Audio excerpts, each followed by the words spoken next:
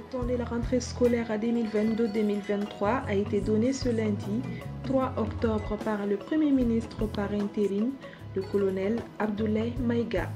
Cette rentrée sera placée sous le thème de l'enseignement fondamental et la lutte contre le changement climatique, un élève, un arbre.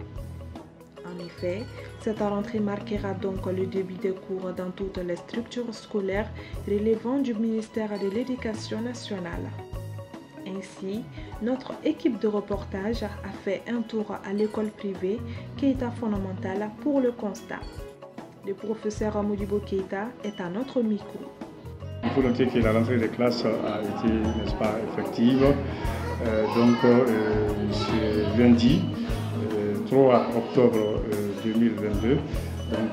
Élèves et maîtres étaient au rendez-vous parce que tout le monde était prêt, n'est-ce pas, pour la rentrée.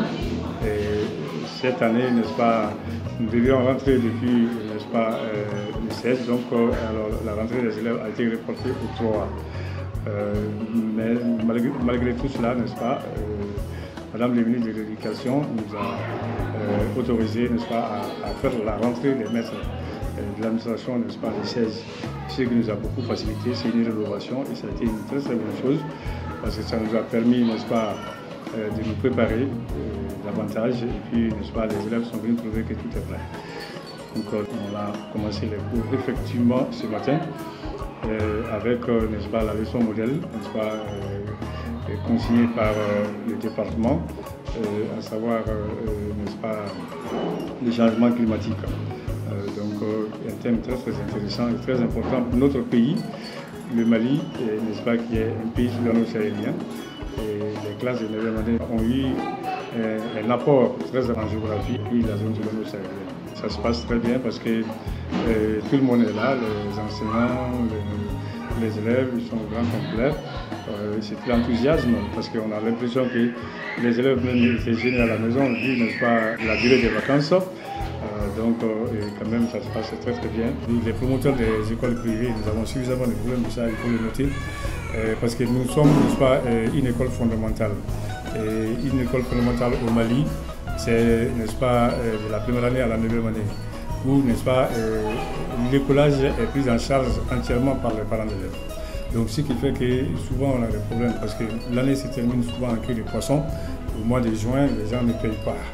Et quand tu leur imposes encore le mois de juin payable à l'ouverture, ils vont dire on n'a même pas commencé et vous nous imposez de l'argent.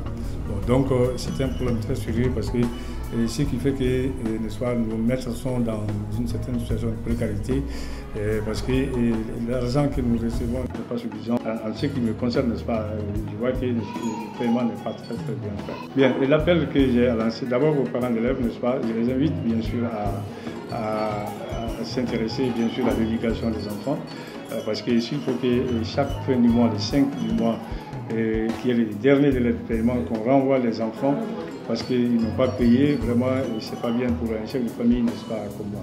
Donc ce qui fait que, n'est-ce pas, nous ne voulons pas que, n'est-ce pas, ça se passe de cette manière-là. Donc que les gens soient sensibilisés et qu'ils payent les cotisations.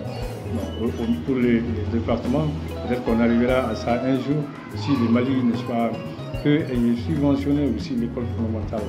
C'est l'école c'est la base, donc si ça peut être fait, ce serait une très très bonne chose en matière de documentation et, n'est-ce pas, et même n'est-ce pas, une subvention pour pouvoir tenir, n'est-ce pas, les maîtres dans de très bonnes conditions. Le Keita Fondamentale est une grande école, n'est-ce pas, privée, une vieille école privée d'ailleurs, parce qu'en fait depuis très longtemps, n'est-ce pas, Keita Fondamentale est là. Et nous sommes distingués par rapport à nos résultats. Ça, il faut le noter, les résultats de cette année n'ont pas été très très favorables, mais le Keita Fondamentale, nous avons eu, n'est-ce pas, plus de 56%. Donc ce qui fait que, n'est-ce pas, c'est un avantage énorme.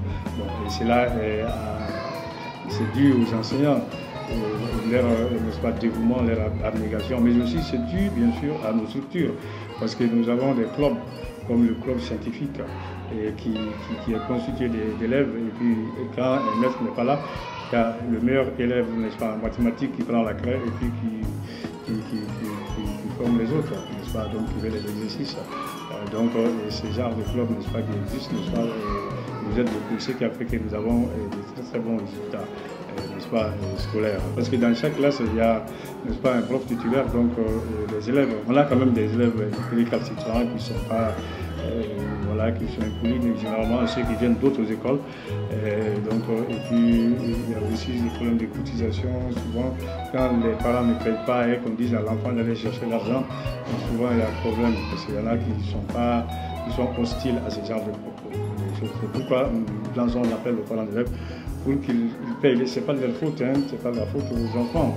Et les cotisations scolaires ne sont peut-être même pas mensuelles, mais c'est annuel. En principe, on doit payer n'est-ce pas, une partie en début d'année et l'autre partie, n'est-ce pas, au milieu de l'année. Mais dans une situation comme ça, comme la situation du Mali, n'est-ce pas, où les gens n'ont pas suffisamment de moyens parce que nos écoles privées sont quand même des écoles de pauvres, ça il faut le noter. Et donc c'est pourquoi, n'est-ce pas, on donne une large, n'est-ce pas, condition de paiement aux parents d'élèves qui peuvent payer mensuellement ou qui peuvent payer par trimestre ou qui peuvent payer, n'est-ce pas, 2 fois par an, ça dépend de...